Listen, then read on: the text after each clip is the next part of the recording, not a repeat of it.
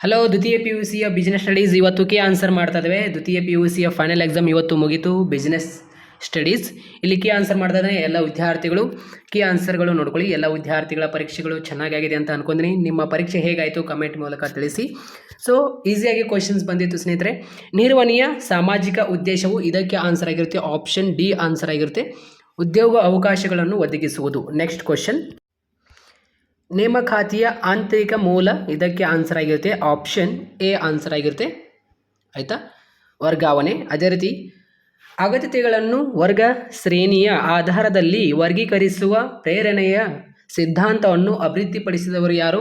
ಇದಕ್ಕೆ ಆನ್ಸರ್ ಆಗಿರುತ್ತೆ Abraham Maslow. Option C is the right answer. ಅದೇ ರೀತಿ ನೆಕ್ಸ್ಟ್ ಕ್ವಶನ್.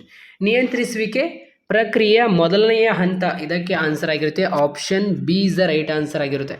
ಆಯಿತಾ. ಸೊ ಇಂಗ್ಲೀಷ್ ಮೀಡಿಯಮ್ ಎಲ್ಲ ವಿದ್ಯಾರ್ಥಿಗಳು ಕೂಡ ಆಪ್ಷನ್ಸ್ಗಳು ಕರೆಕ್ಟ್ ಇರುತ್ತೆ. ಸೊ ನೋಡ್ಕೊಳ್ಳಿ. ಆಯಿತಾ. ಅದೇ ರೀತಿ ಈ ಕೆಳಗಿನವುಗಳಲ್ಲಿ ಯಾವುದು ಚರಾಸ್ತಿಗೆ ಉದಾಹರಣೆ ಆಗಿದೆ ಅಂತ ಕೊಟ್ಟಿದ್ದಾರೆ. ಇದಕ್ಕೆ ಆನ್ಸರ್ ಆಗಿರುತ್ತೆ ಯಂತ್ರೋಪಕರಣ. Option C is the right answer. ಇಲ್ಲಿ ನಿಮಗೆ ಖಾಲಿ ಬಿಟ್ಟ ಸ್ಥಳ ನೋಡಿ. ಆಯಿತಾ. Fill in the blanks.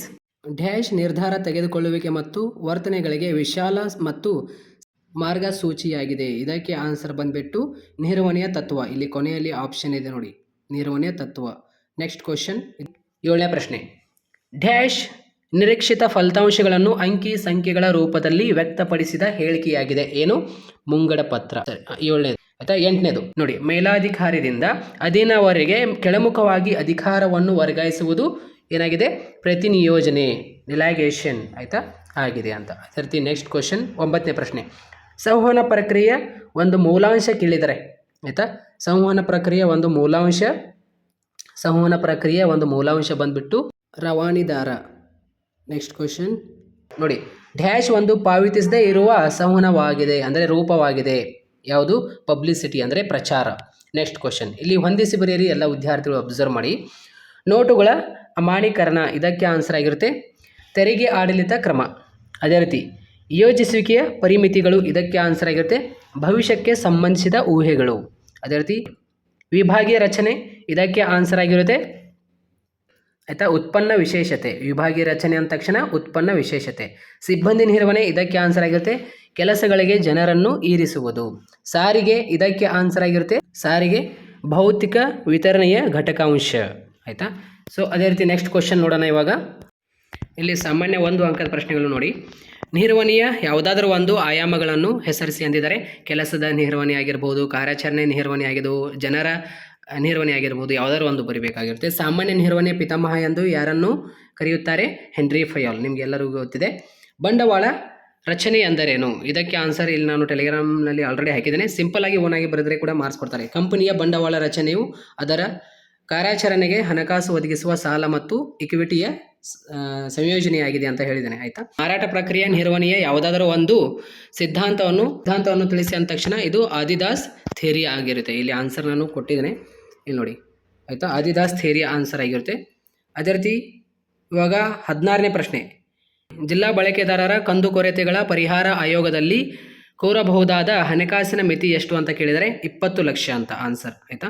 So ಎಲ್ಲ ವಿದ್ಯಾರ್ಥಿಗಳ ಪೇಪರ್ ಚೆನ್ನಾಗಿದೆ ಅಂತ ಅನ್ಕೊಂಡ್ರಿ. ಸೊ ಭಾಳ ಈಸಿಯಾಗಿ ಕ್ವಶನ್ಸ್ಗಳು ಬಂದಿತ್ತು ನಿಮಗೆ 2025 ಈ ಒಂದು 2 ಅಂಕದ ಪ್ರಶ್ನೆಯಲ್ಲಿ ಆಗಿರ್ಬೋದು. ಆಯಿತಾ. ಮತ್ತು 4 ಅಂಕದ ಪ್ರಶ್ನೆಯಲ್ಲಿ ಮತ್ತು 8 ಅಂಕದ ಪ್ರಶ್ನೆಯಲ್ಲಿ 2 ಅಂಕದ ಪ್ರಶ್ನೆಗಳಲ್ಲಿ ನಾವು ಏನು ಡಿಸ್ಕಷನ್ ಮಾಡಿದ್ದೀವಿ, ಅಭಿಶಿಕ್ಷಣ ಎಂದರೇನು ಮತ್ತು ಶ್ರೇಣೀಕೃತ ಸರಪಳಿ ಸಂಘಟಿಸುವಿಕೆ ವ್ಯಾಖ್ಯಾನಿಸಿ, ನಾಯಕತ್ವದ ಯಾವುದಾದ್ರೂ ಶೈಲಿಗಳು ತಿಳಿಸಿ, ನಿಯಂತ್ರಿಸುವಿಕೆ ಯಾವುದಾದ್ರೂ ಪ್ರಾಮುಖ್ಯತೆ ತಿಳಿಸಿ. ಆಯಿತಾ. ನೋಡಿ, FW ಟೇಲರ್ ಅವರ ವೈಜ್ಞಾನಿಕ ನಿರ್ವಹಣೆಯ ತತ್ವಗಳು. ಆಯಿತಾ. ಮತ್ತು ಅದೇ ರೀತಿ ವ್ಯವಹಾರ ಪರಿಸರ ಅಂದರೆ ಬಿಸ್ನೆಸ್ ಎನ್ವೈರ್ಮೆಂಟ್ ಅಧ್ಯಾಯ ಮೇಲೆ ನಿಮಗೆ ಆಯಾಮಗಳು ಅಂತ ಪ್ರಶ್ನೆ ಹೇಳಿದೆ, ಅದು ಕ್ವಶನ್ಸ್ಗಳು ಬಂದಿದೆ. ಮತ್ತು ಅದೇ ರೀತಿ ಯೋಜಿಸುವಿಕೆಯ ಲಕ್ಷಣಗಳು. ಆಯಿತಾ. ನಿಯಂತ್ರಿಸುವಿಕೆ 4 ಮಿತಿಗಳು ಕೇಳಿದರೆ ವೆರಿ ವೆರಿ ಇಂಪಾರ್ಟೆಂಟ್. ನೋಡಿ, ಸ್ವಲ್ಪ ಕೇಳುವ ರೀತಿಯಲ್ಲಿ ಸ್ವಲ್ಪ ಚೇಂಜಸ್ ಮಾಡ್ತಾನೆ ಅಂತ ಹೇಳಿದೆ. ಸೊ ಇಲ್ಲಿ ನೋಡಿ ಈ ರೀತಿ ಕ್ವಶನ್ಸ್ ನಿಮಗೆ ಆಗಿರುತ್ತೆ. ಅದೇ ರೀತಿ ಜಾಹೀರಾತು ಮತ್ತು ವೈಯಕ್ತಿಕ ಮಾರಾಟಗಳ ನಡುವಿನ ಯಾವುದಾದ್ರು 4 ವ್ಯತ್ಯಾಸ. ಇದು 8 ಅಂಕದ ಪ್ರಶ್ನೆ, ಬಟ್ ಆ್ಯಕ್ಚುಲಿ 4 ಅಂಕದ ಪ್ರಶ್ನೆಯಲ್ಲಿ ಕೇಳಿದ್ದಾರೆ. ಇದು ಕ್ವಶನ್ ಹೇಳಿದ್ದೆ ನಾನು ನಿಮಗೆ, ಬಳಕೆದಾರರ ಯಾವುದಾದ್ರೂ 4 ಹಕ್ಕುಗಳನ್ನು ವಿವರಿಸಿ ಅಂತ. ಅದೇ ರೀತಿ 8 ಅಂಕದ ಪ್ರಶ್ನೆಯಲ್ಲಿ ಅಬ್ಸರ್ವ್ ಮಾಡಿ ನಾನು ಏನು ಹೇಳಿದ್ದೆ ನಿಮಗೆ. ಈ ಕ್ವಶನ್ ನೋಡಿ, ನಿರ್ವಹಣೆಯು ನಿರಂತರ ಪರಸ್ಪರ ಸಂಬಂಧಿತ ಕಾರ್ಯಾಚರಣೆಯಾಗಿದೆ, ವಿವರಿಸಿ. Very very important. ಔಪಚಾರಿಕ ಸಂಘಟನೆಯ ಅನುಕೂಲಗಳು ಮತ್ತು ಮಿತಿಗಳು ಅಂತ ನೋಡಿ. ಒಂದು ಸಂಸ್ಥೆಗೆ ನೀವು ಸಂಪನ್ಮೂಲ ವ್ಯವಸ್ಥಾಪಕರಾಗಿ ನೌಕರರ ಆಯ್ಕೆಯ ಪ್ರಕ್ರಿಯೆಯಲ್ಲಿ ಅನುಸರಿಸುವ ಹಂತಗಳು ವೆರಿ ವೆರಿ ನಾನು ಹೇಳಿದ್ದೀನಲ್ಲ ನೋಡಿ. ಅದೇ ರೀತಿ ನಿರ್ದೇಶಕ ತತ್ವಗಳು ಹೇಳಿದ್ದೆ.